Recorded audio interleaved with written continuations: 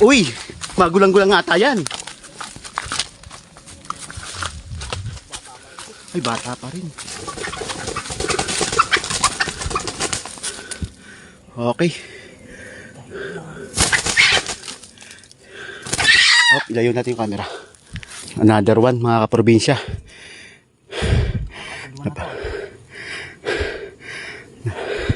Nakadalawa na to. Di ba ito yung nakaraan? Oh, yung bata. Kay Bayawak. Ayan o. Ay, ito medyo magkulang-gulang, pre. May tahig, ano? Matansya mo rito, isang taon? Hindi pa. Wala pa. So ito mga kaprobinsya, napagbigyan ulit tayo ng isang tandang. So pangatlong tandang na to. Si Alamid, yung kauna-unaan. Tapos si Bayawak yung pangalawa.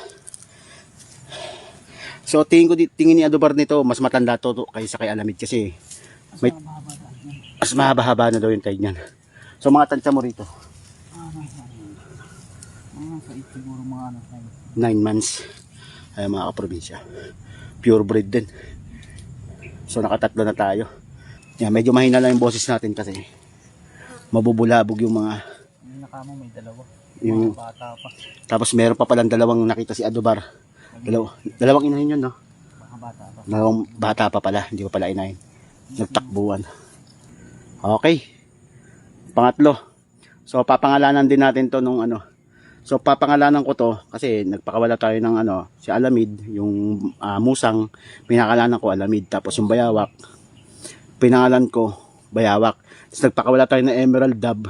So pinangalan ko dun sa may inahin natin na nahuli rin. So ipinangalan ko rin sa kanya Emerald. So nagpakawala tayo ng green pincher ba yun? Ano? Yung fisher. Green Fisher pala.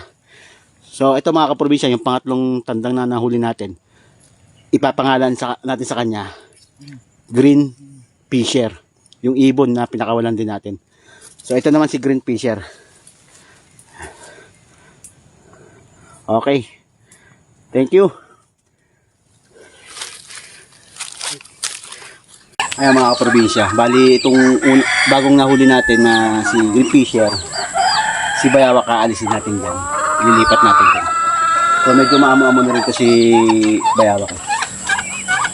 So mas okay siya rito kasi pag nagpapakain tayo, nakikita niya na nagpapakain tayo ng ibang hayop.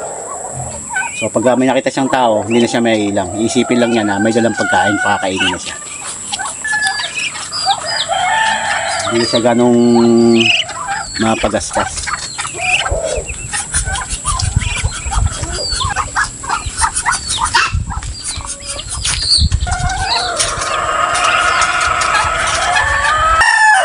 Okay. So lipat naman natin si Bayawak sa isang kulungan. So yan mga kaprobinsya, napagbigyan ulit tayo ng isa. Yan, kung nagustuhan mo yung aming video, baka pwede kong mahingi yung pag-like and share. Tapos comment ka na rin kung tigasan ka para alam ko kung saan umabot yung aking video. So hanggang dito na lang mga kaprobinsya. Kita-kits tayo sa susunod ko pang mga video. Adobar! Oh.